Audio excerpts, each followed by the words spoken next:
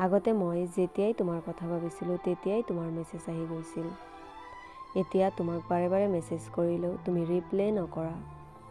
আগতে এদিনতে 1000টা কথা পাতিছিলোঁ।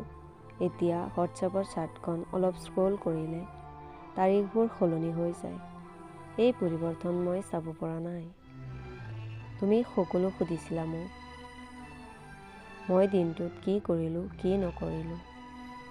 বাই বুলি কোৱাৰ পাছতো কথা শেষ নহৈছিল। এতিয়াতো কাইলৈ কথা পাতিম বুলি তুমি অফলাইন গুচি যোৱা। মই জানো তোমাৰ এই কাইলৈৰ দিনটো কেতিয়াও নাহে। মোৰ অভ্যাস তুমিয়েই সলনি কৰিলা। এতিয়া ৰাতি শুব নোৱাৰোঁ।